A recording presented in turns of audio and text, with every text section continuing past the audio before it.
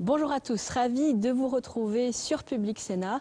Tout au long du mois de septembre, je vous propose de voir et de revoir les moments forts de la séance lors de la dernière session parlementaire, car tout au long du mois de septembre, eh bien, les sénateurs sont absents du Palais du Luxembourg, du moins en séance publique, car ils sont en campagne. En effet, à la fin du mois de septembre, le 28 très exactement, se tiendront les élections sénatoriales qui permettront de renouveler la moitié de la Haute Assemblée. Place cet après-midi à l'adoption d'un texte très concernant et sur lequel les sénateurs ont largement œuvré, une proposition de loi relative à l'encadrement et au développement des stages.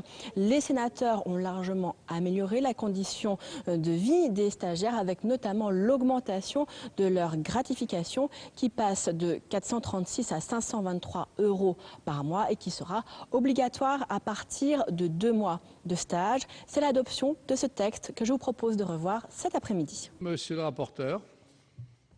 Oui, Monsieur le Président, je vais m'exprimer non pas en tant que rapporteur, mais à titre personnel quelques instants. Bien évidemment, l'article 1er, je le voterai, il n'y a pas de souci, parce que je considère que le texte qui nous vient de l'Assemblée et le travail que nous faisons ici est tout à fait productif. Je voudrais réitérer mon regret du vote de l'amendement de Monsieur Barbier, qui revient sur les dispositions que nous avions prises concernant la durée du stage à 35 heures, c'est-à-dire la durée légale du travail. J'y reviendrai pas. Par contre, Madame la Ministre, je continue à être vigilant et je n'exclus pas de voir en commission permanente si on peut faire quelque chose, car je ne suis pas convaincu. Je ne suis pas convaincu que nous avons pris un amendement, adopté un amendement de Mme Procaccia pour en faire en sorte que les employeurs ne puissent pas diminuer la gratification quand il y a des ponts, ce que nous avions vérifié dans un certain nombre de sociétés. Je souhaite que l'on puisse vérifier à partir de là que la gratification, quand la durée du temps de travail dépasse les 35 heures, est bien augmentée à due proportion du temps de travail dépassé des 35 heures. Donc, pour l'instant, je ne dis pas que c'est pas possible, et j'ai un doute, je reste dans le doute, et je pense qu'il faut que ce doute soit levé, parce que c'est au moins un minima que dans la mesure où l'amendement de M. Barbier a été adopté et que maintenant le temps de travail peut être porté à plus d'heures que les 35 heures réglementaires, que la gratification suive en même temps le même mouvement. Je vous remercie, Monsieur le Président. Bien. Je vais donc mettre au vote cet article 1er ainsi rectifié, amendé, pardon. Qui est pour? Qui est contre? Qui s'abstient? Donc l'article 1er est adopté. À ce stade, je souhaiterais vous rappeler que normalement, on arrête à minuit et demi, hein, et que, comme vous avez pu le voir, si nous n'avons pas terminé, nous reprendrons dans les semaines suivantes comme un cycle là. Voilà. Et oui, on peut arriver à terminer à condition que chacun y mette un peu du sien. Moi, je n'y vois pas d'inconvénient. Bien. Alors, après l'article 1er, j'ai un amendement numéro 7 qui est présenté par M. Desessard. Par cet amendement, nous souhaitons confier à l'Observatoire de la vie étudiante une mission de statistiques et d'études sur les stages. Aujourd'hui, notre pays manque cruellement de données fiables sur les stagiaires pour éclairer l'action publique dans ce domaine. Cela a été dit à plusieurs reprises, mais nous ne pouvons estimer précisément aujourd'hui le nombre de stagiaires en France. Nos estimations varient de 1,6 million à 2 millions de personnes, ce qui représente une marge d'erreur de 20%. Pour connaître plus précisément les conditions de vie, d'études, de travail des stagiaires, il convient qu'un organisme puisse nous livrer des statistiques fiables. L'Observatoire de la vie étudiante, qui s'est spécialisé dans l'étude du monde étudiant, pourrait se charger de ces missions, puisque ses attributions actuelles sont connexes. Il conviendra bien entendu de doter cette structure de plus de personnel. L'article 40 nous empêchant d'alourdir les charges publiques, je vous demande, Madame la ministre, de nous aider à y remédier. Bien. Monsieur le rapporteur, quel est votre avis? Favorable de la Commission. Madame la ministre. Monsieur le Président, Monsieur le Sénateur, le gouvernement aura une position un peu différente de celle du rapporteur parce que nous considérons que un travail est en cours. L'OVE est déjà tout à fait habilité à produire des études sur les stagiaires, puisque les stagiaires sont des étudiants. Quand les stagiaires sont des étudiants, les éléments quantifiés sont déjà produits et contribuent à la production de l'enquête statistique réalisée chaque année par les services de la DGCIP, donc les services de la Direction générale d'enseignement supérieur et de l'insertion professionnelle, mais il reste limité aux seules universités, aux établissements qui dépendent directement du ministère. Conscient qu'il est nécessaire de développer les statistiques sur les stages, le gouvernement s'est engagé dans une réflexion sur ce thème, avec notamment les services de l'INSEE. Des réunions de travail ont déjà été conduites cette année et vont se poursuivre pour définir un mode de recueil statistique plus pertinent et pérenne au niveau national. Ainsi, nous pourrons assurer un meilleur suivi des stages et des stagiaires. Mais pour le moment, il semble toutefois sans objet d'indiquer dans la loi une mission particulière vis-à-vis des étudiants, lesquels sont déjà une cible d'études pour l'Observatoire de la vie étudiante. C'est pourquoi je m'en remets à votre sagesse pour éviter, comme vous l'avez dit vous-même, d'alourdir un texte. Et je vous propose de retirer cet amendement en sachant que je partage votre préoccupation et que les différences chiffrées que vous indiquez peuvent s'expliquer, mais je ne veux pas allonger le temps d'intervention et je vous expliquerai à quoi elles sont dues. C'est ça. Je n'ai pas dit que j'alourdissais le texte, puisque simplement je demande dans mon amendement de rajouter « et des stagiaires ». Donc c'est quand même pas alourdir le texte que de demander que « et des stagiaires ». Ça veut dire qu'on pointe particulièrement que ce ne sont pas simplement des statistiques sur les étudiants, mais qu'on fait attention aussi aux stages et aux stagiaires. Et vous avez dit, Madame la ministre, que vous comptez le faire. Donc il s'agit de rajouter le mot « et des stagiaires ». Bon, voilà. Donc, après, j'ai dit que ça pouvait alourdir le budget, puisqu'on va demander à s'occuper des stagiaires. Mais, Madame la ministre, vous m'avez dit, il le fait déjà. Donc, c'est là qu'il n'y a pas de frais supplémentaires, puisqu'il le fait déjà. On pointe simplement, par mon amendement, en mettant le mot « et des stagiaires », qu'il ne faut pas oublier la dimension de formation dans les entreprises. Donc, je mets aux voix cet amendement numéro 7. Qui est pour? Qui est contre? Qui s'abstient? Il est adopté. Après l'article 1er, je suis saisi d'un amendement 34. Présenté par Madame Pasquet? Non, oui, non, Madame voilà. Cohen, pardon. Excusez-moi. Non, mais je joue aux quatre coins. Je joue aux quatre coins, c'est pour ça. Comme vous le savez, la rédaction de l'article L 1221-24 du Code du travail prévoit qu'une entreprise embauche un stagiaire à la fin de son stage. Alors, la durée du stage est déduite de la période d'essai. Toutefois, il ne s'agit que d'une déduction partielle, puisque cette réduction ne s'opère que dans la limite de 50% de la durée prévue au départ. Ainsi, le stagiaire est embauché à la fin d'un stage qui a duré 4 mois et dont le contrat prévoit une période d'essai de 2 mois, ne doit plus réaliser une période d'essai que d'1 mois. C'est tout à fait positif. Pour autant, il nous semble qu'il est possible de prévoir que dès lors que le recrutement en CDI fait suite à un stage réussi par définition, la durée du stage doit être intégralement déduite de la période d'essai et non pas pour moitié.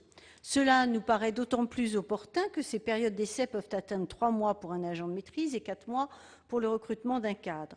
Or, si l'employeur décide de recruter un ancien stagiaire, c'est qu'il a déjà la certitude que cet ancien stagiaire, devenu nouveau salarié, détient les compétences requises à la réussite du poste qu'il s'est vu attribuer. Cela participe d'un mouvement de sécurisation d'entrée dans la vie professionnelle, sans constituer pour autant une contrainte de taille à la charge des employeurs. C'est pourquoi nous souhaitons que notre amendement soit adopté. Avis de la commission. Oui, Monsieur le Président. Le régime actuel résulte d'un accord national interprofessionnel de 2011, signé à l'unanimité par les partenaires sociaux. De plus, le stage est déjà déduit intégralement de la période d'essai lorsque l'emploi en question est en correspondance avec les activités qui avaient été confiées aux stagiaires. Il s'agit, d'après moi, du cas de figure le plus majoritaire, le stage constituant une forme de pré-recrutement pour un poste précis. Il me semble qu'il faut, sur ce point, respecter la volonté des partenaires sociaux. Donc, c'est une demande de retrait ou un avis défavorable. Madame la ministre. Même avis, même motif, Monsieur le Président. Bien. Donc je mets aux voix. Je mets aux voix l'amendement 34 qui est pour, qui est contre, qui s'abstient. L'amendement n'est pas adopté.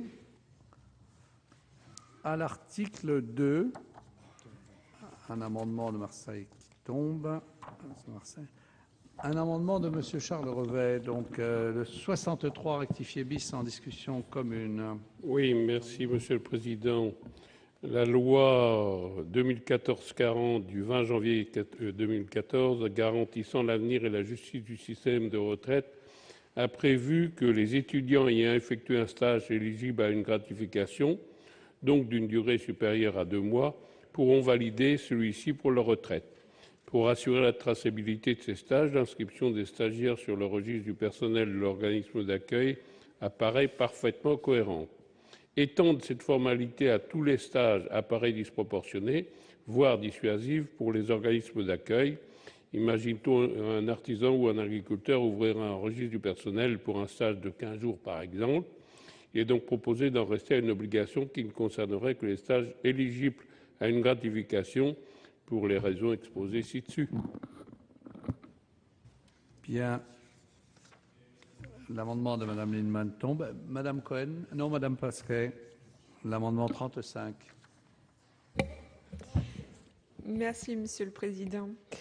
Depuis 2008, les entreprises doivent disposer d'une liste des conventions de stage qu'elles concluent.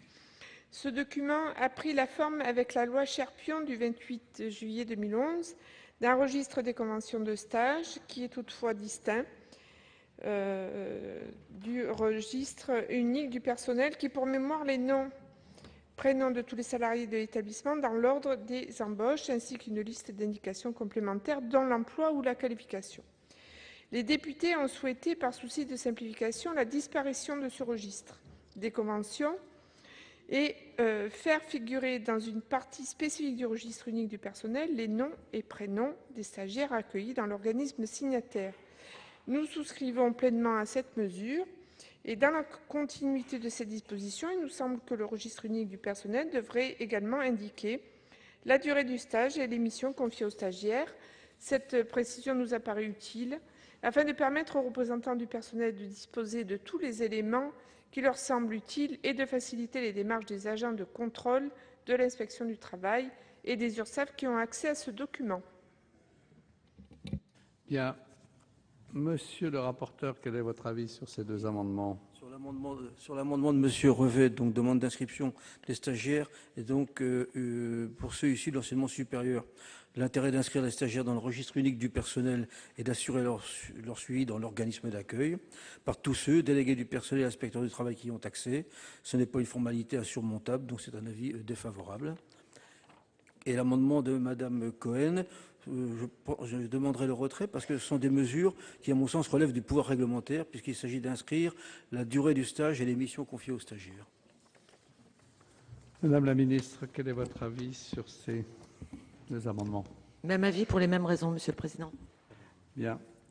Je mets donc aux voix l'amendement 63 rectifié bis. Qui est pour? Qui est contre? Il n'est pas adopté.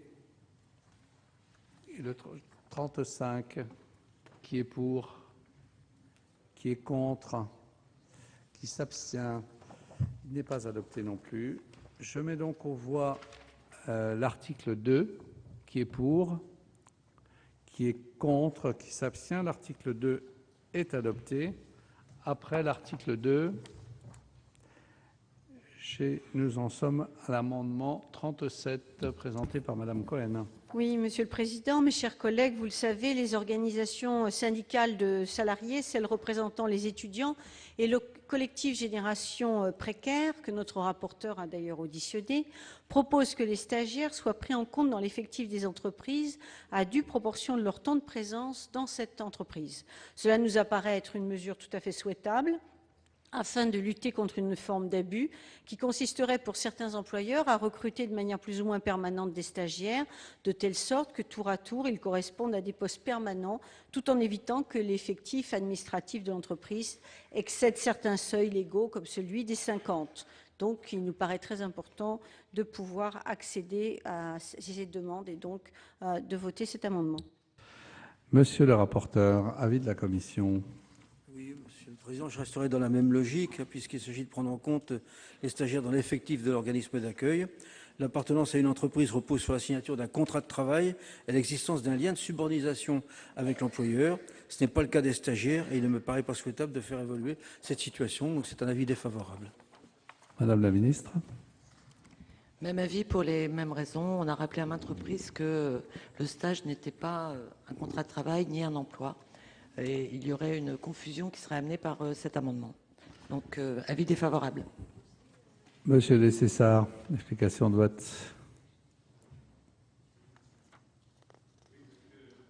J'interviens pour expliquer mon vote, puisque je ne vais pas voter l'amendement proposé par le CRC, mais j'en suis pas loin. Alors,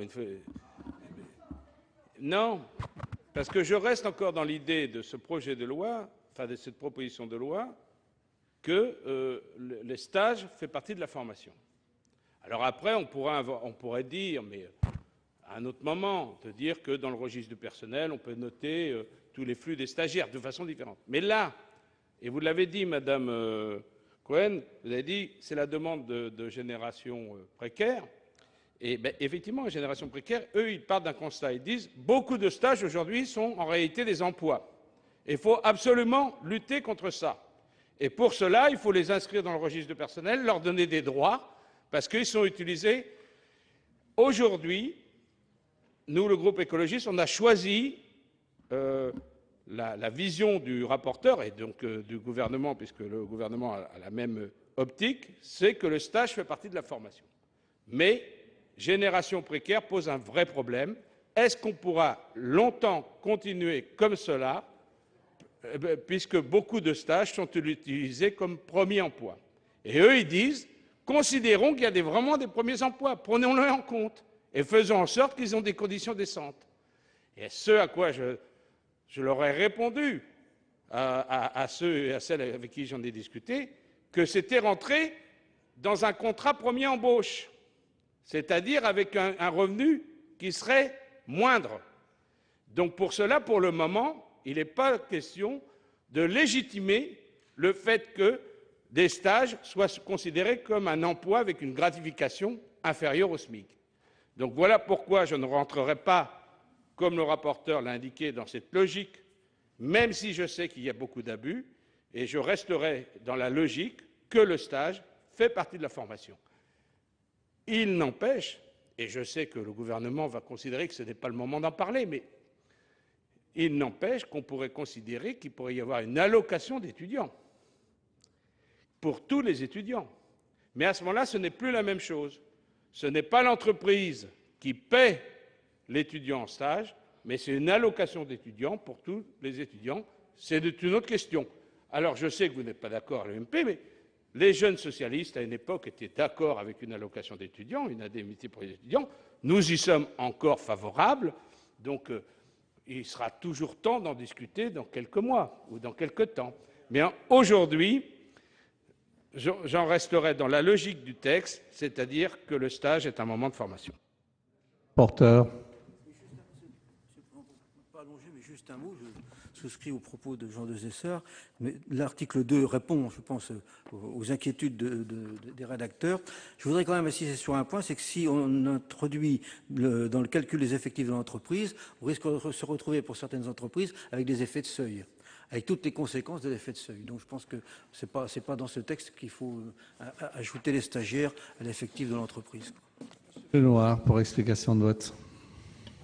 Oui, Monsieur le Président, je suis tout à fait convaincu par les arguments qui ont été exposés, aussi bien par le rapporteur que Madame la Ministre. Alors, deux choses. D'abord, je voudrais avoir confirmation que le stagiaire apparaît dans le bilan social des entreprises de plus de 300 salariés, premièrement.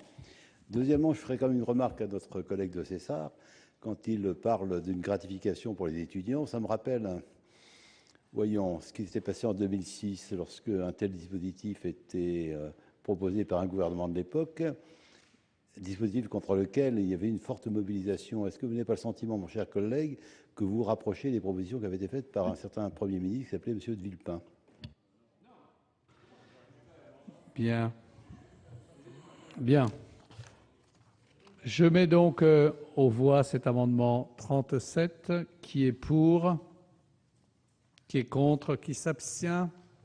L'amendement n'est pas adopté. Je mets aux voix l'article 3.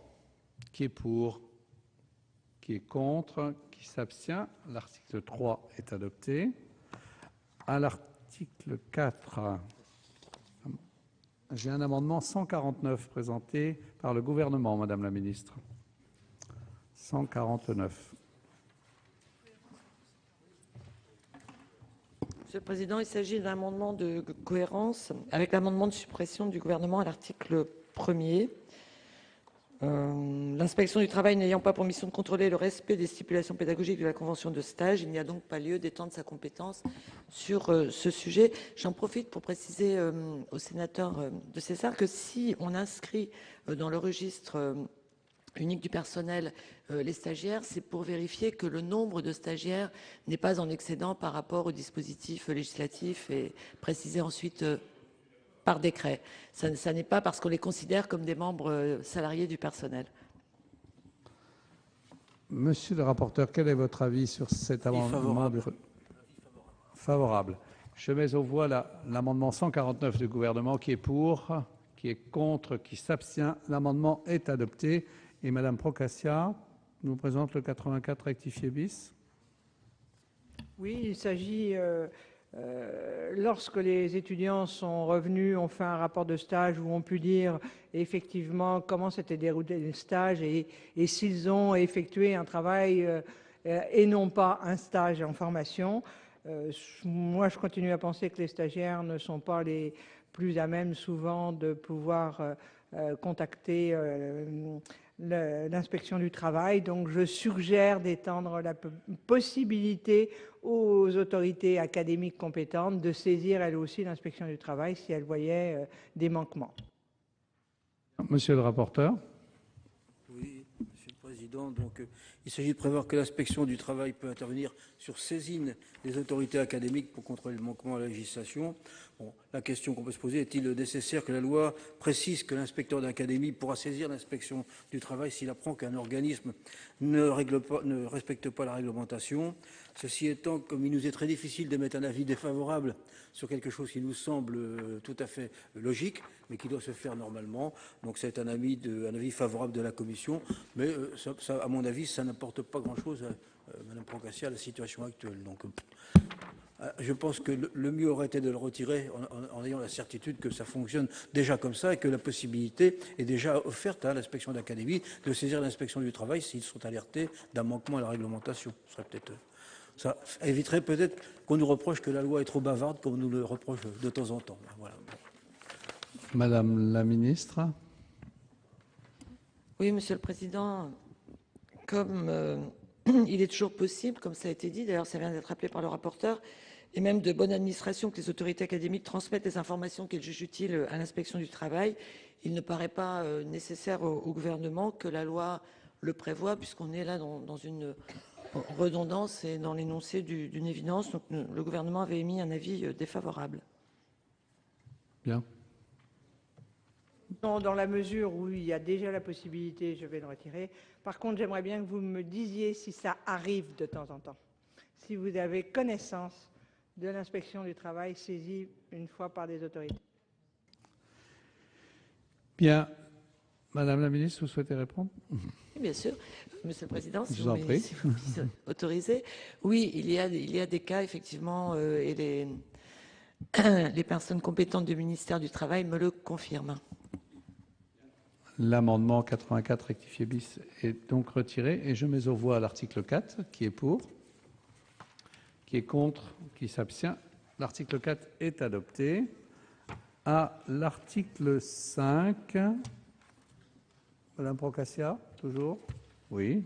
Il s'agit de requalification. Alors, lorsque le stagiaire a effectué effectivement une tâche régulière qui correspond à un emploi de salarié permanent, sans aller jusqu'à la requalification complète du contrat de travail, on propose d'introduire l'obligation que l'organisme rémunère au SMIC, ou en tout cas un pourcentage du SMIC qui serait déterminé par décret, mais tout est déterminé par décret dans ce texte.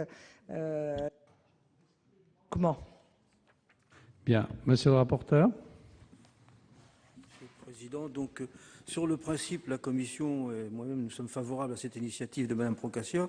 Il faut sanctionner les employeurs qui ont recours aux stagiaires en lieu et place de salariés permanents. Toutefois, pour qu'une telle indemnité puisse être versée, il faut qu'elle soit allouée par un tribunal qui aura jugé que la convention de stage n'était pas conforme à la législation. Seul le contentieux de la requalification de la convention au contrat de travail permet d'y parvenir. C'est donc un amendement d'appel, en quelque sorte, qui me semble inabouti en l'état, mais sur lequel il faut poursuivre notre réflexion. Donc nous avions décidé de nous en remettre à la sagesse de notre Assemblée, sauf avis contraire peut-être du gouvernement, mais ça me semble... Bon. Madame la ministre, quel est donc l'avis du gouvernement? Monsieur le Président, le gouvernement a un avis qu'il a concerté avec le ministère du Travail à ce sujet, parce que l'affectation d'un stagiaire sur un poste de travail permanent dans l'entreprise se fait toujours au détriment de l'embauche d'un salarié, ce qui nous gêne par rapport à la définition tout de même d'un stagiaire qui est, encore une fois, un étudiant ou un élève en situation de formation et non pas en situation de remplacement d'un salarié. Donc la requalification, si elle est demandée, et le juste dédommagement du stagiaire, et entraîne la sanction nécessaire de l'infraction. Ainsi, le stagiaire aura droit au rappel des salaires qui auraient dû lui être versés, ce salaire ne pouvant être inférieur au SMIC, mais également à l'ensemble des droits qui sont associés au statut du salarié, congé payé le cas échéant, indemnité de licenciement. Et il faut prévoir qu'en cas d'infraction, le stagiaire ne reçoit qu'une indemnité compensatrice déterminée en pourcentage du SMIC. Je veux dire, prévoir, comme c'est proposé dans votre amendement, que le stagiaire ne reçoive qu'une indemnité compensatrice en pourcentage du SMIC irait donc à l'encontre de l'objectif de cette PPL qui est de protéger le droit des stagiaires et de lutter contre le recours abusif au stage. Voilà pourquoi cet amendement nous gêne, même s'il est plein de bonnes intentions, mais il va à l'encontre de la définition même du stagiaire. Je regrette d'ailleurs, moi-même je regrette ma formulation parce que c'est pas dans l'entreprise, c'est dans l'organisme d'accueil quel qu'il soit. Ça peut être une administration publique, ça peut être une association, ça peut être une entreprise. Donc il faut éviter de stigmatiser l'entreprise, là aussi c'est l'organisme ou l'entité d'accueil du stagiaire. Bien, je mets donc aux voix cet amendement. Pardon ? Je l'avais compris, excusez-moi. Bien, donc je mets aux voix l'amendement 129 rectifié. Qui est pour? Qui est contre? Qui s'abstient? L'amendement n'est pas adopté. Et je mets au vote l'article 5. Qui est pour l'article 5? Qui est contre? Qui s'abstient? L'article 5 est adopté. À l'article 6, c'est M. Charles Revet. Oui, Monsieur le Président, je suis un petit peu ennuyé parce que j'ai une bonne mémoire, mais quand même, comme on travaille plusieurs soirs différents, je ne sais plus quel sort avait été réservé à l'amendement 59.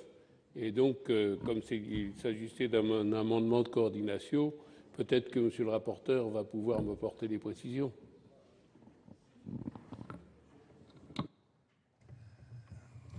Comme ça, L'amendement 59 a été rejeté et donc, comme c'est un amendement de coordination, c'est évidemment un avis défavorable. Monsieur Revet le retire avant que Madame la ministre ne donne son avis d'ailleurs. Et donc je mets aux voix l'article 6 qui est pour, qui est contre, qui s'abstient. L'article 6 est adopté. L'article 7, même vote, il est adopté.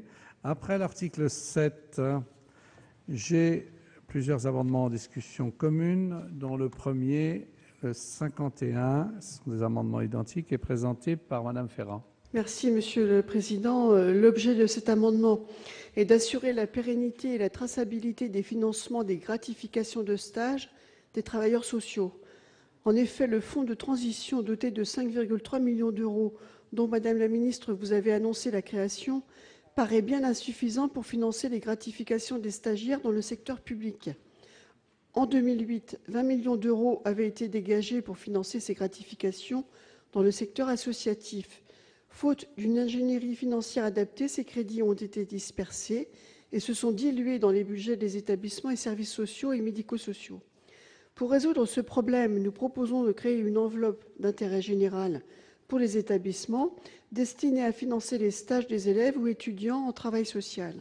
Elle serait financée par redéploiement de crédits et par le fonds de transition annoncé, ce qui permettrait de répondre structurellement à la problématique liée à la gratification des stagiaires dans le secteur médico-social. En effet, les formations initiales longues et les formations continues des professionnels dans les établissements et services sociaux et médico-sociaux ont toujours reposé sur l'alternance entre les centres de formation et les institutions. Ces structures accueillent donc de nombreux stagiaires sur des périodes longues qui doivent désormais recevoir des gratifications financières. Leur coût annuel, tous financeurs confondus, a été évalué en 2008 dans le secteur associatif à 22,3 millions d'euros, dont 4,7 à la charge de l'ONDAM. Notre dispositif permet d'une part d'apporter un soutien financier aux étudiants et d'autre part de ne pas pénaliser les structures d'accueil des stagiaires.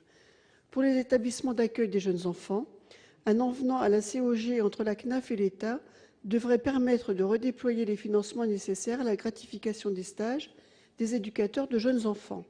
Enfin, la gratification des stagiaires en travail social devrait être ajoutée à l'arrêté ministériel qui fixe la liste des MIJAC dans les établissements de santé. Bien, j'ai 3 amendements encore identiques. Donc le second, le 110 rectifié bis, est présenté par Madame Bruguière. Rectifié bis, amendement identique à celui que... Il est défendu? Il est défendu? Il est défendu, je vous remercie. Monsieur Barbier, amendement identique également. Il est défendu, je vous remercie. Et le 138 rectifié est défendu également. Il est défendu également. Je vous remercie. Alors, quel est l'avis de la commission, monsieur le rapporteur? Alors, Monsieur le Président, des mesures de soutien ont déjà été prises par le gouvernement, notamment la mise en place d'un fonds de soutien à la gratification des étudiants en travail social. Des assises du travail social sont maintenant attendues pour débattre de l'avenir de ces métiers. Cet amendement, sous un abord d'une technicité redoutable, crée un dispositif complexe et rigide qui se finance par des redéploiements de crédits dans l'objectif de dépenses médico-sociales. Le champ exact des organismes visés n'est pas précisé. S'il s'agit uniquement des établissements et services médico-sociaux financés par l'OGD, alors cet amendement est satisfait, puisque depuis 2008, une enveloppe annuelle de 4,7 millions d'euros est allouée pour les aider à accueillir des stagiaires. En revanche, s'il s'agit de prendre en charge les coûts qu'entraîne l'accueil de stagiaires travailleurs sociaux dans les services propres des conseils généraux, ainsi que dans les établissements et services qui sont entièrement financés par l'État et non par l'assurance maladie, la solution proposée n'est pas pertinente. En effet, l'OGD a un champ plus limité que celui de l'ensemble de ces structures. Cela aboutira à priver les EHPAD et les établissements médico-sociaux d'une partie de leurs ressources et à utiliser des fonds destinés au financement des soins à un usage qui ne leur correspond pas. L'assurance maladie n'a pas à financer la formation des travailleurs sociaux, mais bien la prise en charge médicalisée en EHPAD ou établissement pour personnes handicapées. On se trouverait donc dans ce cas un transfert de charges qui serait irrecevable au titre de l'article 40.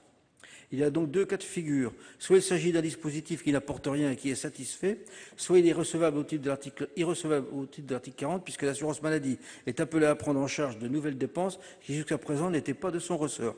J'invite donc les auteurs de l'amendement à préciser leur volonté, mais je pense que dans ces cas-là, le mieux c'est de solliciter l'avis du gouvernement, c'est l'avis de la commission. Il me semble que nous avons résumé la situation et que la balle est dans le camp du gouvernement maintenant. Madame la ministre, quel est l'avis du gouvernement sur ces amendements identiques? Monsieur le Président, Mesdames, Messieurs les sénateurs, je ferai une réponse globale puisque la gratification des stages au sein des établissements sociaux et médico-sociaux relevant de l'objectif national de dépenses d'assurance maladie est applicable depuis 2008. Depuis cette date, une enveloppe de 4,7 millions est fléchée annuellement dans la circulaire de campagne pour le financement de cette gratification. Il n'est donc pas juste de dire qu'il n'existe aucun crédit pour financer les stages dans le secteur médico-social et que ces crédits ne seraient pas précisément identifiés et fléchés. Ce qui ressort surtout de l'examen de la consommation de ces crédits, c'est que depuis leur mise en place, ils sont systématiquement sous-consommés. Ce n'est donc pas l'obligation de gratifier les stages qui explique les difficultés de certains étudiants à trouver un stage dans ces établissements. Les difficultés actuelles rencontrées par les étudiants en travail social pour trouver des stages ne se situent pas dans le secteur médico-social associatif, que je viens d'évoquer, mais dans les secteurs nouvellement soumis, tels qu'ils ont été définis par la loi, dans le cadre de la loi sur l'enseignement supérieur et la recherche, qui a été votée le 22 juillet dernier. Et sont des nouveaux secteurs qui ont été soumis à la gratification. Ils concernent principalement les collectivités territoriales, puisque l'État était déjà soumis. Et le présent amendement, qui ne s'intéresse qu'à la question des établissements relevant de l'objectif national de dépenses de l'assurance maladie, ne résout pas cette difficulté nouvelle. Cette difficulté nouvelle, nous l'avons identifiée lors de la discussion de cette PPL à l'Assemblée nationale. Et non, d'ailleurs, pardonnez-moi, c'est lors de... confusion de ma part, c'est lors de l'examen de la loi sur l'enseignement supérieur et la recherche que nous avions identifié cette difficulté pour les collectivités territoriales et puis un certain nombre d'associations, dont une que vous connaissez bien et qui est très active et très réactive sur le sujet, nous avait fortement alertés. Nous avons donc négocié avec le ministère des Affaires sociales un fonds de transition qui a été créé, qui est destiné à lever les difficultés temporaires rencontrées par les petites structures, notamment les petites communes ou les petits établissements publics relevant de la fonction publique territoriale. Et nous avons mis en place un fonds de transition de 5 300 000 €. On a fait une évaluation et on a même fait une évaluation assez large parce que je pense que l'expérience va nous montrer que, comme pour le premier fonds, il ne sera pas sollicité totalement. Tout en étant des lieux de stage, je parle des petites collectivités, particulièrement intéressants pour les étudiants, ils peuvent être en difficulté, en effet, pour financer les gratifications cette année, puisqu'ils n'ont pas pu l'anticiper lors de la construction de leur budget. Donc nous avons mis en place ces dispositions transitoires qui répondent à toutes les questions posées par ces amendements.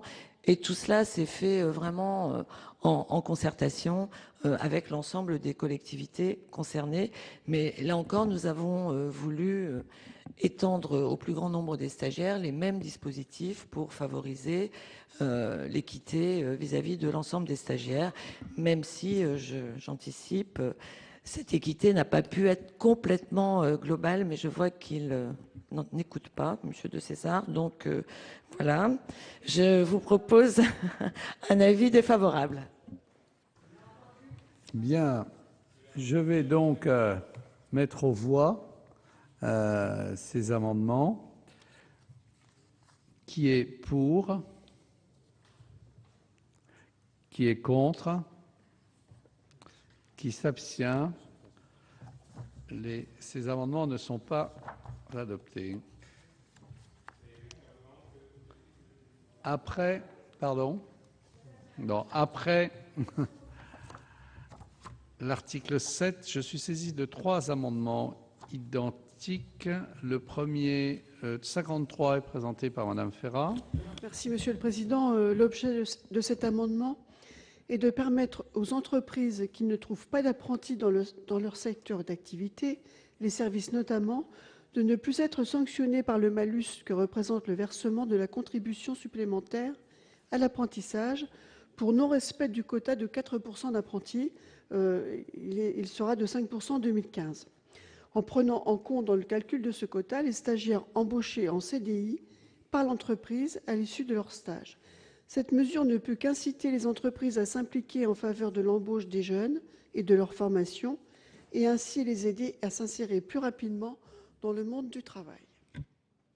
Amendement 89 identique, Madame Procaccia, il est défendu? Il est défendu, je vous remercie. Et le 119 rectifié, Madame Laborde? Oui, c'est le même amendement. Nous l'avions déjà déposé lors de la discussion du projet de loi relatif à la formation professionnelle et il a été défendu par Madame Ferrat, donc ce sera parfait. Bien, je vous remercie. Monsieur le rapporteur, quel est votre avis sur ces trois amendements identiques? Bien, Monsieur le Président, le CSA a pour objet de développer l'alternance dans les grandes entreprises où elle est bien moins répandue que dans l'artisanat, par exemple. Je ne suis pas convaincu qu'on puisse assimiler un stagiaire de l'enseignement supérieur à un apprenti ou un jeune en contrat de professionnalisation. La politique publique en faveur du développement de l'alternance a un objectif clair et la CSA est l'un de ces outils. Faut-il y faire des exceptions au risque d'en diminuer l'efficacité? Je n'en suis pas convaincu. Par ailleurs, comment savoir au moment du stage et du calcul de la CSA si le stagiaire va être embauché en CDI ensuite? S'il faut que le montant de cette taxe soit régularisé postérieurement, cela va créer des difficultés administratives très importantes, aussi bien pour les entreprises que pour les services fiscaux. Donc pour toutes ces raisons, c'est un avis défavorable aux trois amendements. Madame la ministre, quel est l'avis du gouvernement? Même avis pour les mêmes raisons, Monsieur le Président. Bien, je vais donc mettre aux voix ces trois amendements. C'est pour ça ou non?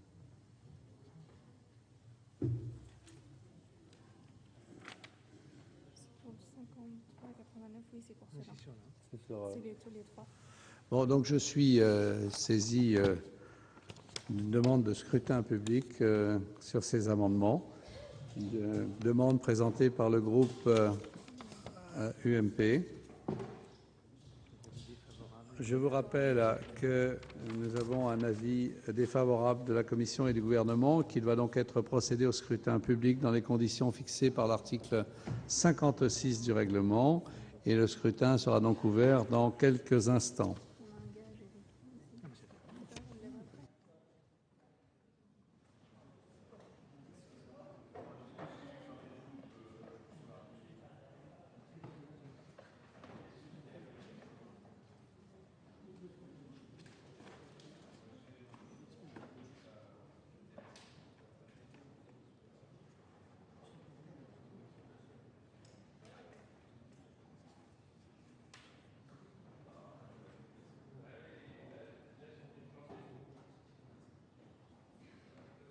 Est ouvert.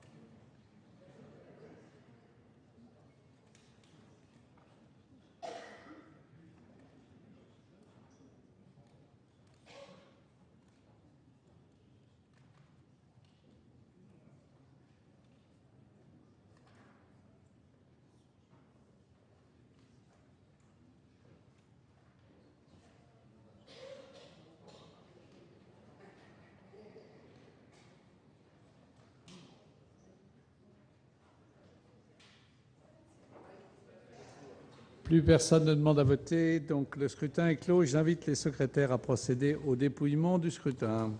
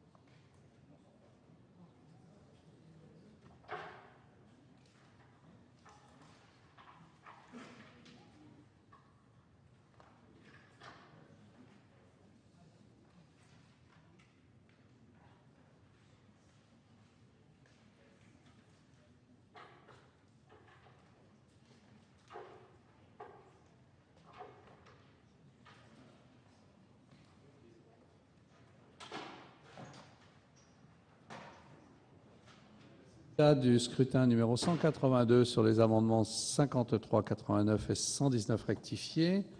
Nombre de votants 346, nombre de suffrages exprimés 346.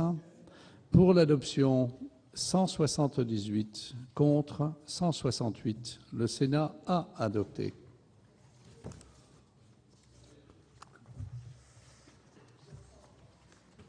Après l'article 7, nous avons un amendement 66 rectifié bis, Monsieur Revet. Oui, merci Monsieur le Président. Si vous en êtes d'accord, je vais présenter en même temps le 66, 67, 68 et 58, puisqu'ils ont, même si ce ne sont pas les mêmes personnes concernées, c'est le même type d'amendement qui concerne les aides-soignants, les auxiliaires de puériculture, les ambulanciers, les travailleurs sociaux. Les formations comportent des enseignements magistraux et des temps de stage professionnels sur leur futur lieu d'exercice. À ce titre, les professionnels susvisés participent à la formation des élèves et étudiants aides-soignants dans le cadre de ces stages pratiques. Ainsi, pour ces étudiants élèves, les stages obligatoires conditionnent l'accès à la profession, et c'est vrai pour chacune des secteurs que j'ai indiqués il y a un instant, l'accès à la profession à laquelle ils se préparent et toute difficulté pouvant y faire obstacle doit être levée. C'est pourquoi le présent amendement vise les stages liés à un cursus pédagogique intégré à la formation de ces futurs professionnels qui ne peuvent, de par leur spécificité, bénéficier d'aucune forme de rémunération, de gratification, à l'exclusion des indemnités liées aux contraintes engendrées par ces stages. Et donc, les 4 amendements qui sont différents, puisque ça concerne des personnes différentes, mais ont le même objet. C'est pour ça que je les présente en même temps. J'ai bien compris, Monsieur Revet, et je vous remercie. Monsieur le rapporteur, si vous voulez bien donner votre avis sur les 4 amendements, donc, puisqu'ils sont légèrement différents, mais je pense qu'on peut donner un avis commun sur les 4. Oui, Monsieur le Président, ces 4 amendements ont pour objet d'exclure de l'obligation de gratification des stages, donc des aides-soignants, des auxiliaires de puériculture, de mémoire des ambulanciers et des travailleurs sociaux. Donc, sur ces 4 amendements, ça ne surprendra pas M. Revet, il y a un avis défavorable de la Commission. Madame la ministre, quel est l'avis du gouvernement? Même avis pour les mêmes motifs, Monsieur le Président. Bien. Donc, je vais mettre aux voix successivement ces 4 amendements. Pour le 66 rectifié bis, qui est pour? Qui est contre? Qui s'abstient? Il n'est pas adopté. Pour le 60 rectifié bis, même vote, il n'est pas adopté non plus. Le 68 rectifié bis, même vote, il n'est pas adopté. Et le 58 rectifié bis, même vote, il n'est pas adopté non plus. Après l'article 7, j'ai donc 2 amendements en discussion commune qui sont présentés par Madame Procaccia. Oui, tout à fait. Le gouvernement a bien annoncé son intention de se lancer dans l'open data et un certain nombre d'ailleurs de ministères commencent à avoir des plateformes intéressantes. Or, en matière de stage, il apparaîtrait que si une plateforme en ligne était mise, ça la permettrait de donner des informations concrètes sur les offres de stage, sur les droits des stagiaires, sur les organismes d'accueil. Ça permettrait d'éviter sans doute des abus, de mieux informer les stagiaires. Ceux pour lesquels les stages se sont mal déroulés pourraient en parler, décrire. Donc une telle base de données nous paraîtrait utile pour tout le monde, les entreprises d'accueil, les stagiaires, les établissements d'enseignement supérieur qui pourraient suivre au fur et à mesure des années et des stages. Quand il y a des milliers d'étudiants qui font des stages, il n'y a pas vraiment de regroupement qui peut se faire. Ça contribuerait à la transparence des pratiques et ça me paraît aller dans les souhaits du gouvernement. Le 86 est simplement un amendement de repli. Si le gouvernement me disait qu'il n'a pas les moyens matériels ou financiers de mettre en place, c'est de demander un rapport, encore qu'après l'intervention de notre présidente en commission sur tous les rapports demandés qui ne sont jamais remis, je préférerais ne pas avoir à présenter l'amendement de repli. Monsieur le rapporteur, quel est votre avis sur ces deux amendements? Monsieur le Président, la création de cette plateforme publique d'information, c'est une idée intéressante, mais qui, au vu de la multiplicité des acteurs concernés, nous semble très difficile à mettre en œuvre. De plus, ce n'est pas véritablement une démarche de type open data, car il n'y a pas aujourd'hui de grande base de données publiques à ce sujet sur lesquelles l'accès serait restreint. Donc la Commission a souhaité demander son avis au gouvernement. Quant à l'amendement de repli de Mme Procaccia, la Commission est assez défavorable à la multiplication des demandes de rapport. Donc c'est un avis défavorable. Madame la ministre, avis du gouvernement, s'il vous plaît. Oui, Monsieur le Président, Madame la sénatrice, en fait, l'un de mes prédécesseurs, Laurent Wauquiez, pour le nommer, avait tenté de mettre en place une centralisation des données sur les stages en donnant la gestion à l'ONICEP.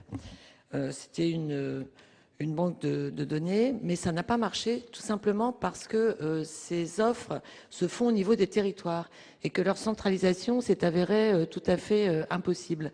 Donc là, il ne s'agit pas d'open data on est en dehors de ce sujet-là, on est simplement sur la difficulté à recueillir à un niveau central et à collationner à un niveau central des données qui sont des données territorialisées. Donc il nous semble beaucoup plus intéressant d'opérer ce travail à un niveau territorialisé. Là, on dispose des données effectivement efficaces. Et sur l'open data, je vous dis au passage que le secrétariat d'État à l'enseignement supérieur et à la recherche est le premier ministère à avoir mis en ligne des données. Donc vous y avez déjà accès dans un certain nombre de secteurs. Mais en ce qui concerne les stages, vraiment, ils dépendent tellement du bassin d'emploi local que leur centralisation s'est avérée inefficace, même si l'idée est bonne. Donc pour ces raisons, je suis amenée à donner un avis défavorable. Bien. Monsieur Lenoir, pour explication de vote. Monsieur le Président, Madame la Ministre, mes chers collègues, je trouve que l'intention inscrite dans l'amendement était extrêmement intéressante. Alors la réponse de Madame la Ministre me laisse quand même un peu perplexe, parce que vous avez l'air de considérer que les pouvoirs publics, c'est les pouvoirs publics au niveau de l'État. Non. Les pouvoirs publics, ça peut être également au niveau régional, au niveau départemental, au niveau local. Ce sont les pouvoirs publics organisés qui apportent un certain nombre de services. Alors, à partir de là, l'amendement peut très bien, compte tenu de l'argumentation que vous avez défendue, être adopté et concerner par un fléchage que vous avez vous-même indiqué les pouvoirs publics locaux. Bien.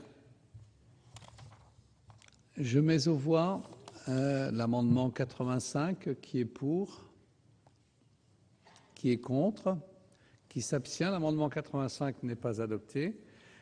Le 86, même vote. Non, je demande si c'est même vote. Bien, même vote. Donc, il n'est pas adopté. Après l'article 7, l'amendement qui n'est pas défendu, puis un autre, le 91, Madame Procaccia. Le 86, non, il a été défendu. Le 91, il y a un problème dans les dispositions, enfin dans le texte de loi tel qu'il nous a été transmis de l'Assemblée nationale. Les nouvelles dispositions devaient s'appliquer aux conventions. On ne voudrait pas qu'elles s'appliquent aux conventions de stage qui ne sont signées et qui ont été signés avant la publication des décrets d'application. C'est aussi après l'article 7. L'article 90 va un peu dans ce sens en disant que la loi ne rentrera en vigueur que pour la rentrée universitaire 2014-2015. À l'origine, la loi devait s'appliquer au mois d'avril. Et vous voulez que je présente le 69 ? Je présente le 69. Le 69, eh bien, il se contente de supprimer un mot de l'intitulé de la proposition de loi, puisque pour nous, la proposition de loi tend à l'encadrement des stages et à l'amélioration des stagiaires, mais pas au développement des stages, puisque ça va compliquer beaucoup les choses. Bien, je vous remercie, chers collègues. Monsieur le rapporteur, si vous pouvez aussi nous donner votre avis sur les 3 amendements. Oui, Monsieur le Président. Sur l'amendement 91, il est logique que les dispositions de ce texte qui nécessitent un décret d'application ne seront pas applicables avant que celui-ci soit publié. C'est un principe général. Et sur ce point, cet amendement est satisfait. En revanche, toutes les dispositions de ce texte n'appellent pas le décret. La plupart sont d'application directe et il ne faut pas retarder leur mise en œuvre. Comme à chaque fois, on souhaite que les décrets soient pliés le plus rapidement possible. Donc c'est un avis défavorable. Sur l'amendement 90, différer l'entrée en vigueur, je tiens à rassurer les signataires de cet amendement. Le vote de cette loi ne modifiera pas les conventions de stage déjà signées. Elle ne s'appliquera qu'aux conventions signées postérieurement à son entrée en vigueur et pour certaines dispositions à la publication des décrets nécessaires. Donc le but n'est pas de porter atteinte aux conventions légalement conclues. Et par contre, il est au contraire nécessaire que cette proposition de loi achève son examen parlementaire dans les meilleurs délais pour qu'elle soit applicable dès que possible. Quant à la le 69, j'ai mis un avis, la Commission a mis un avis de désaccord complet, du fait que supprimer la notion développement, alors que l'on voit bien qu'il y a un développement tout à fait important depuis quelques années des stages. Donc c'est un avis défavorable pour les 3. Madame la ministre, également votre avis sur les 3 amendements, s'il vous plaît. Oui, même avis pour les mêmes raisons. Bien. Donc je vais mettre aux voix l'amendement 91, qui est pour, qui est contre, qui s'abstient. L'amendement n'est pas adopté. Toujours après l'article 7, l'amendement 90, qui est pour, qui est contre, qui s'abstient, il n'est pas adopté. Et enfin, le 69, même vote, il n'est pas adopté non plus. Alors, donc, on vote également sur l'intitulé.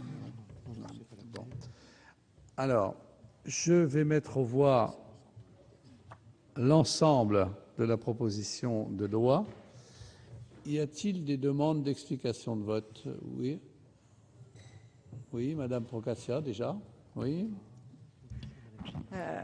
D'abord, je me félicite qu'on termine le texte ce soir parce que avoir ces séquences permanentes, c'est vraiment très désagréable.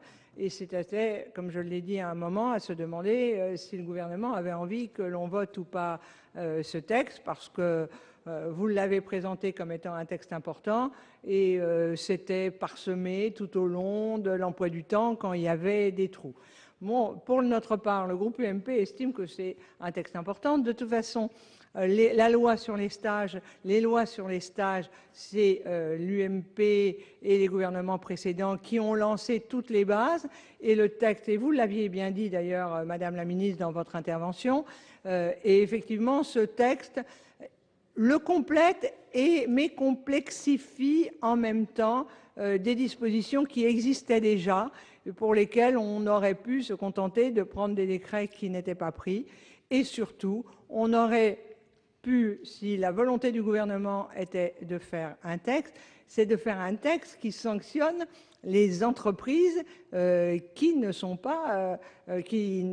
respectaient pas la réglementation actuelle des stages.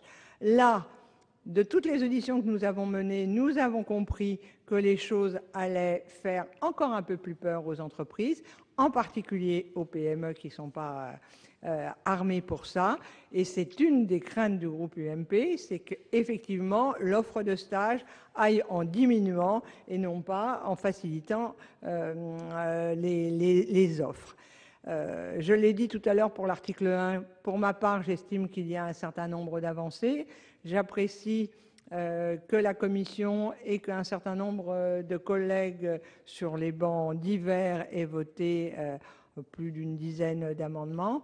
Pour ma part, je m'abstiendrai donc sur ce texte en espérant que dans la CMP, un certain nombre des avancées du Sénat demeurent, mais le groupe UMP dans son ensemble est opposé à la plupart de ces dispositions, et donc le groupe UMP, pour sa part, sauf individuellement certains d'entre nous, votera contre ce texte.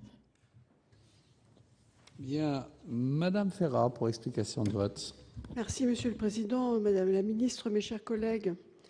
Nous voici donc arrivés à l'issue de ces débats, j'allais dire aussi enfin, et je ne crois trahir le sentiment de personne en disant que l'examen de ce texte a semblé interminable. Pourquoi? Pour la bonne et simple raison qu'il s'est effectué dans des conditions proprement déplorables. Comment a-t-on pu, je ne trouve pas d'autre mot ce soir, saucissonner, mais c'est vraiment le mot qui convient, à ce point cette proposition? Qu'on en juge, une discussion à peine entamée le 29 avril, poursuivie le 6 mai, et c'est un miracle si, grâce à la bonne volonté de chacun, nous l'avons terminée aujourd'hui. Et Monsieur le Président, tout à l'heure, nous a dit qu'il était encore prévu une fenêtre mardi 27 mai. Nous y avons échappé. C'est un message très positif envoyé aux jeunes, vous en conviendrez, signe du grand cas que l'on fait de leur sort et qui prouve à quel point on se soucie de leur insertion dans l'emploi. Quant au fond, notre appréciation n'est guère plus positive et elle peut être résumée en une formule, celle de notre collègue Jean-Léonce Dupont, le mieux est l'ennemi du bien. Oui, bien sûr, il faut un cadre minimal au stage. Et cela, nous l'avons toujours défendu. Le groupe et la famille politique auxquels j'appartiens ont fait partie des plus actifs et des plus mobilisés pour mettre en place un tel cadre.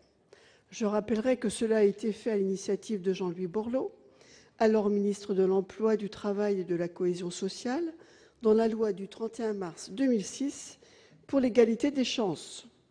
L'article 9 de cette loi légalisait la convention de stage, mettait en place une gratification pour les stages longs et limitait la durée maximale de ces stages.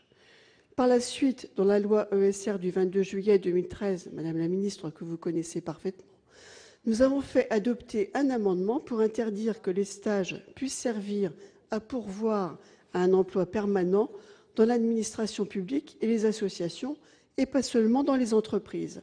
Ce cadre protège les stagiaires et c'est bien normal. Mais le présent texte va bien plus loin et bien trop loin. Il crée un carcan rigide, totalement anti-économique. En effet, il établit des contraintes nouvelles, dont l'un des plus emblématiques est sans doute celle du quota de stagiaires par rapport aux effectifs de l'entreprise, et universalise celle qui existait déjà.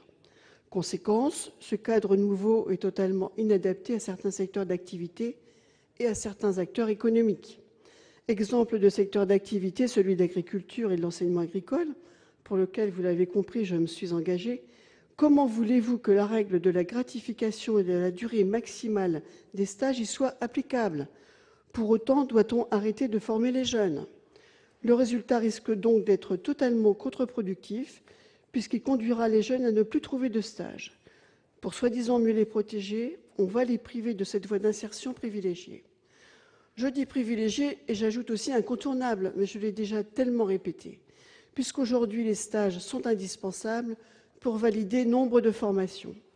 Le cadre mis en place par le texte est aussi totalement incompatible avec l'activité de certains acteurs économiques, tels que les PME et les entreprises naissantes. Ces entreprises ont besoin de stagiaires de manière plus souple pour survivre, prospérer et donc créer de l'emploi.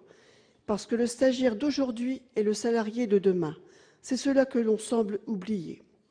Encore plus fondamentalement, la philosophie même de ce texte est très problématique, puisqu'il tend à faire entrer le stagiaire dans un statut de salariat.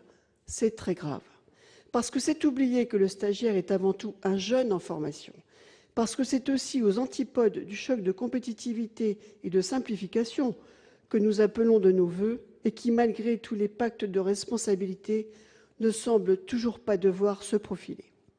Nous avions déposé un certain nombre d'amendements visant à assouplir le texte. Ils n'ont malheureusement pas été retenus. Dans ces conditions, Madame la Ministre, vous comprendrez que la très grande majorité des membres du groupe UDI-UC votent contre le texte présent.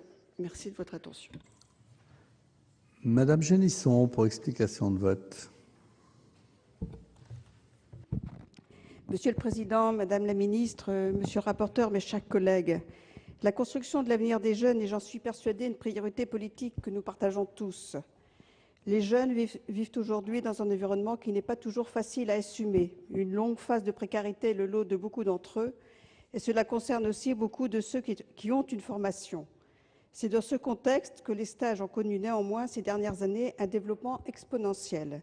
Pour de bonnes raisons, la professionnalisation des études, la capacité des entrants sur le marché du travail à être rapidement opérationnels et intégrés dans le monde du travail, mais aussi pour de mauvaises raisons. L'utilisation de jeunes souvent diplômés et immédiatement exploitables dans un contexte de fort chômage et de difficultés économiques. Le sujet du développement des stages, du statut des stagiaires, occupe le législateur depuis de nombreuses années. Ça a été dit par les intervenants précédents. Je veux rendre particulièrement hommage à notre rapporteur qui, depuis 2006 et au cours de nos débats actuels, a prouvé sa compétence, sa détermination, son engagement. Merci aussi à vous, Madame la Ministre, vous qui avez été à l'écoute des propositions émanant de nous tous, et nos débats ont été de grande qualité, même s'ils ont été longs. Avec ce nouveau texte, nous avons encore progressé. Nous protégeons mieux les jeunes, avec des dispositions concernant la durée des stages, le renforcement des missions des établissements d'enseignement, la définition plus précise des tuteurs, la limitation du nombre de stagiaires par enseignant et par entreprise, la lutte contre les abus de stage avec intervention de l'inspection du travail. Nous avons adopté 2 amendements très importants à l'initiative de notre rapporteur Jean-Pierre Godefroy. L'un pour l'augmentation de 90 € de la gratification minimale, l'autre pour que cette gratification soit obligatoire après 1 mois de stage pour les stagiaires de l'enseignement supérieur. Contrairement à certains, le groupe socialiste ne pense pas que les dispositions de ce texte vont tarir l'offre de stage. Nous soutenons que les entreprises, les collectivités, les associations dans leur grande majorité souhaitent participer à la construction de l'avenir des jeunes.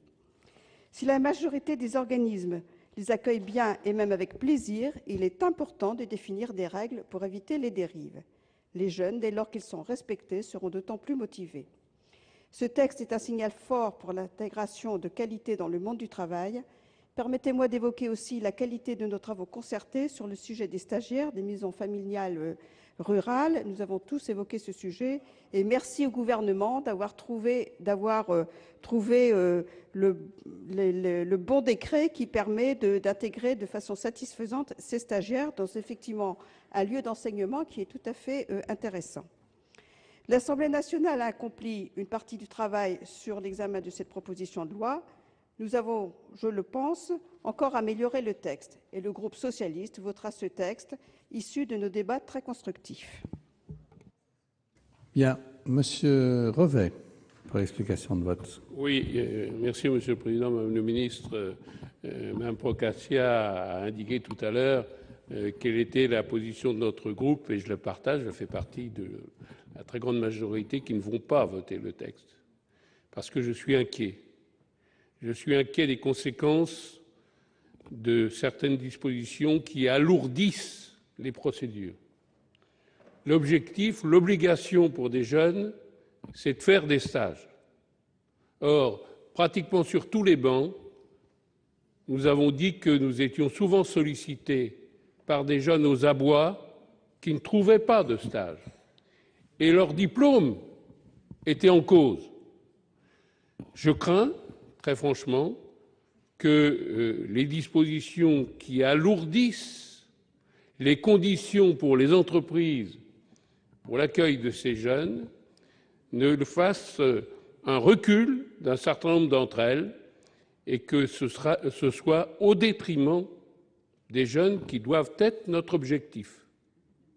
Alors je souhaite que nous nous trompions, mais je crains que ce soit le cas et c'est pour ça que, comme la majorité du groupe, je voterai contre ce texte. Madame Cohen, pour explication de vote.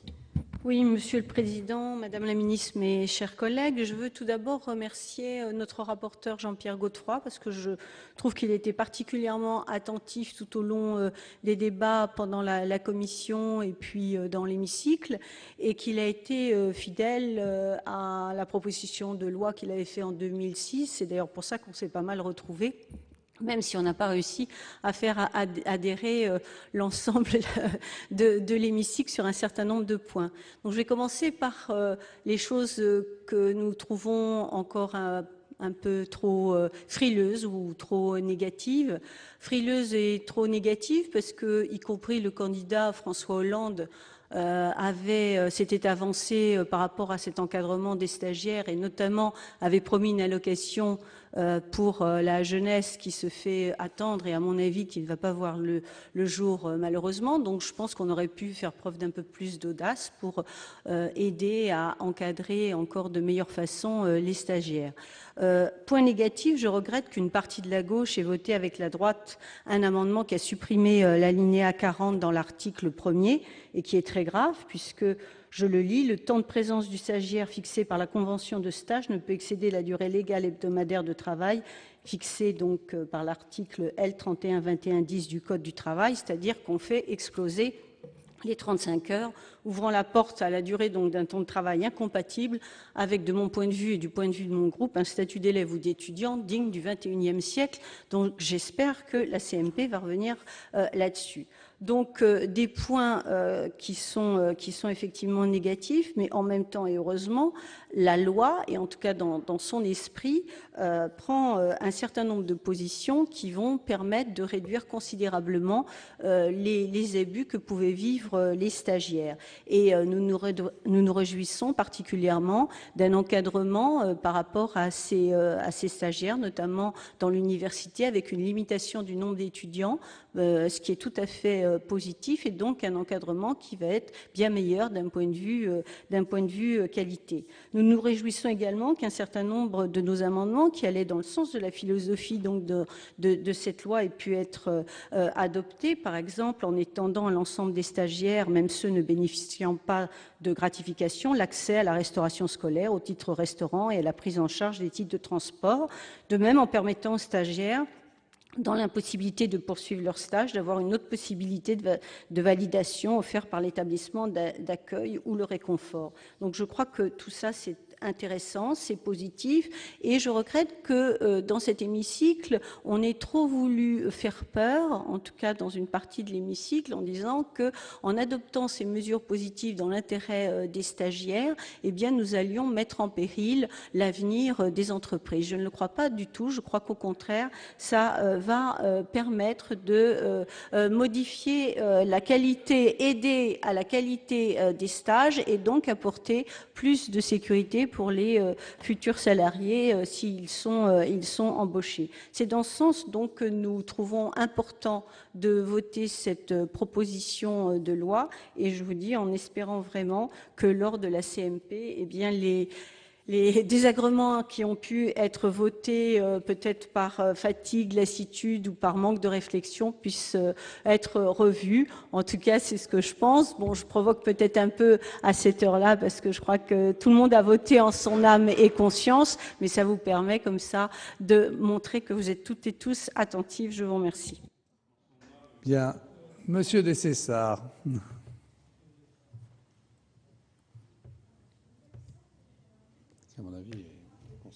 Oui, Monsieur le Président, Madame la Ministre, il fallait réglementer. On est tous d'accord avec le constat qu'il y a des abus. Il y a des abus, bien sûr, ce sont les abus de patrons indélicats, de chefs d'entreprise qui trouvent une main-d'œuvre au bon marché, motivés, mais parfois aussi des associations, des entreprises en difficulté qui prennent un stagiaire parce qu'il n'y a pas les moyens de faire autrement. Et également, ça s'appuie, ces abus, sur la détresse des jeunes qui ne trouvent pas de premier emploi et qui disent « il faut mieux que je fasse un stage plutôt que rien faire, et le stage me permettra de rentrer dans l'entreprise, et cela 1 an, 2 ans et 3 ans ». Donc il fallait réglementer, et ce n'était pas facile tant les situations étaient différentes. Donc nous, le groupe écologiste, on s'est situé dans la logique présentée par la proposition de loi, soutenue par le gouvernement, d'une réforme cohérente, d'un statut qui serait le même pour chaque stagiaire. En cela, on aurait pu, et je comprends la logique aussi défendue par l'UMP et l'UDI, de faire par secteur. Ça aurait été plus long. Là, certainement qu'on aurait discuté plus longtemps que peut-être que ça aurait été davantage adapté. En tout cas, là, il y a eu une stratégie par rapport à cette proposition de loi qui était de dire il y a une cohérence globale et c'est le même statut pour l'ensemble des stagiaires. Cela sera le garde-fou contre les abus. Donc, nous sommes situés dans la stratégie de la proposition de loi.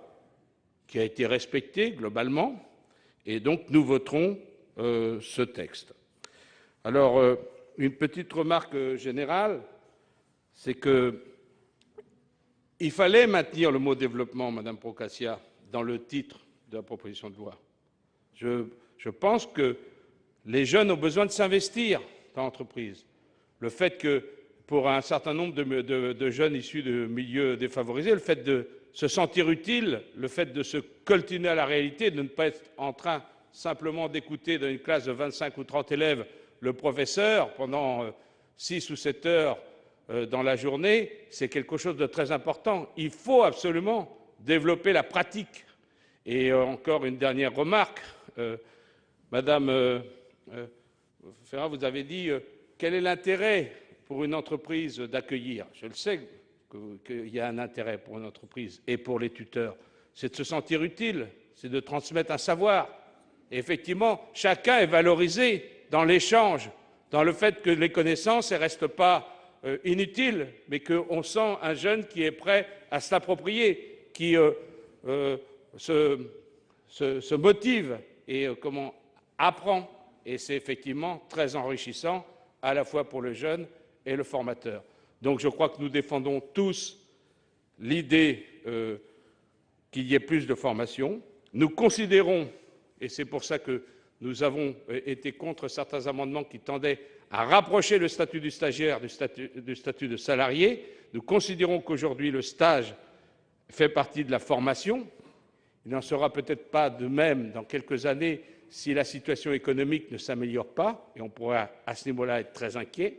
Mais nous parions sur le fait qu'il y aura une stabilité, que j'espère qu'on pourra s'en sortir économiquement. Autrement, c'est quand même tout le système social qu'il faudra revoir.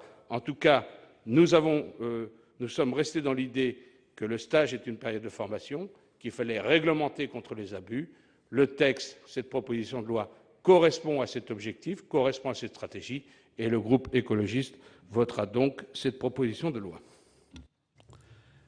Monsieur Lenoir, pour explication de vote. Oui, Monsieur le Président, Madame la Ministre, nous avons légiféré sur un texte qui est parti d'un constat que nous partagions, à savoir qu'il y avait des abus concernant les stages effectués dans le cadre de l'enseignement supérieur. La preuve qu'on était sur cette ligne-là, c'est que c'est Madame Fioraso, ministre en charge de l'enseignement supérieur et de la recherche, qui représente le gouvernement. On aurait apprécié d'avoir plus longtemps le ministre en charge des Affaires sociales et du Travail. On aurait pu voir également la présence du ministre en charge de l'Éducation nationale. Donc ça voulait bien dire que le texte visait, comme nous l'avions compris, un certain nombre d'abus constatés dans le cadre de l'enseignement supérieur. Soit. À quoi avons-nous assisté? Finalement, à un grand débat et au vote d'un certain nombre de dispositions qui reparlaient d'une façon parfois un peu pêle-mêle des stages en entreprise, de l'apprentissage, au point que parfois on se demandait de quoi on parlait. Alors si, effectivement, j'en ai parlé, et j'en parle encore maintenant, c'est bien pour montrer qu'il fallait distinguer les stages des statuts d'apprentis. Alors, on en est arrivé à un texte qui, malheureusement, je ne veux pas préjuger le résultat, risque d'aller à l'encontre des jeunes dont nous avons beaucoup parlé pendant ces débats, qui cherchent des stages pour valider une formation et qui, faute de stage, ne peuvent pas obtenir de poursuivre jusqu'à son terme leur cursus d'études. Cette complexification fait qu'effectivement, on peut s'interroger sur les effets pervers du texte qui aura été délibéré. Et nous parlons, Madame la Présidente, non, Madame Cohen, non pas tellement des entreprises, mais nous parlons bien de l'avenir des stagiaires. C'est bien d'eux qu'il s'agit, et c'est bien eux que nous pensions quand nous avions à plusieurs reprises, les uns et les autres, sur différents bancs, évoqué la présence dans nos permanences de jeunes qui, désespérés, nous demandaient notre aide pour avoir accès à un stage. Alors, mon premier mouvement, de même que celui de mes amis, était de voter contre. Pour autant, il y a eu un certain nombre d'avancées que je ne méconnais pas. Dû d'abord à l'écoute de Madame la ministre, je le reconnais. Vous avez écouté, y compris l'opposition, lorsque nous avons évoqué certains sujets. Nous avons eu l'impression que dans les heures qui avaient suivi notre séance de la semaine dernière, un certain nombre de démarches avaient été accomplies qui vous permettaient de vous rapprocher d'organismes de formation dont nous vous parlions. C'est dû également à l'attitude de monsieur le rapporteur. Certains pourront évidemment évoquer la solidarité territoriale qui nous unit en Basse-Normandie. Elle n'est pas suffisante pour dire que j'ai apprécié la façon dont notre rapporteur a conduit la mission qui lui a été confiée. Il y a eu surtout un certain nombre d'avancées, dont une à laquelle je tenais particulièrement et qui concernait les maisons familiales rurales. Je prends acte qu'il y a eu des avancées. Nous y avons les uns et les autres contribué. Les maisons familiales rurales nous ont fait savoir qu'elles avaient beaucoup apprécié la façon dont les choses s'étaient déroulées et la façon dont nous avions finalement conclu le débat. C'est la raison pour laquelle, sans avoir l'idée que je me désolidarise de qui que ce soit, je m'abstiendrai sur le vote de ce texte. Bien. Je vais donc mettre aux voix. Et comment? Oui, eh bien, je viens de voir, mais je ne vous avais pas, donc excusez-moi, mais vous pouvez donc intervenir. Je vous en prie, Madame Laborde. Excusez-moi, Monsieur le Président, de ma spontanéité, mais il me semblait que justement, Voilà, merci. Donc, Monsieur le Président, Madame la Ministre, vu les efforts du gouvernement pour accepter un certain nombre d'amendements, par exemple, en effet, concernant les maisons familiales rurales ou sur certains avantages tels les tickets restaurants ou titres de transport pour tous les stagiaires, et enfin le dernier visant à inciter l'embauche des jeunes de moins de 26 ans qui passeraient du statut de stagiaire à celui de salarié en CDI, tous les membres du RDSE voteront cette proposition de loi. Madame la Ministre, Monsieur le rapporteur, merci d'avoir permis l'évolution du statut des stagiaires qui parfois était utilisé selon la vilaine expression entendue ce soir. Je me permettrai d'insister sur l'amendement 115 qui a été très discuté et ce serait dommage qu'il disparaisse en commission mixte paritaire. Ma chère collègue, nous pensons le contraire de ce que vous avez dit tout à l'heure et je peux vous confirmer que l'amendement de M. Barbier n'est pas le fruit de la fatigue, mais bien celui de la réflexion. Je vous remercie. Bien. Donc, cette fois, je vais donc procéder au vote. J'ai été d'ailleurs saisi d'une demande de scrutin public par les groupes UMP et socialistes sur l'ensemble de la proposition de loi. Il va donc être procédé au scrutin public dans les conditions fixées par l'article 56 du règlement. Le scrutin sera ouvert dans quelques minutes, quelques instants même.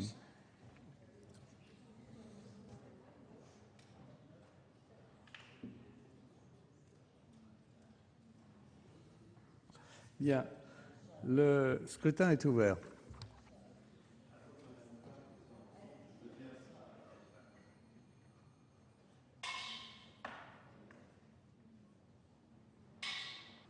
Résultat du scrutin numéro 183 sur l'ensemble de la proposition de loi. Nombre de votants 344, nombre de suffrages exprimés 331, pour l'adoption 181, contre 150. Le Sénat a adopté la proposition de loi tendant au développement, à l'encadrement des stages et à l'amélioration du statut des stagiaires. Voilà pour l'adoption de cette proposition de loi relative au développement et à l'encadrement des stages. Je vous rappelle que chaque année en France, ce ne sont pas moins de 1,2 million d'étudiants qui découvrent le monde de l'entreprise grâce aux stages. Les sénateurs, vous l'avez vu, ont largement œuvré pour améliorer leurs conditions de vie, avec notamment une augmentation de la gratification mensuelle des stagiaires qui passe ainsi de 436 à 523 € par mois, qui sera obligatoire à partir de 2 mois de stage.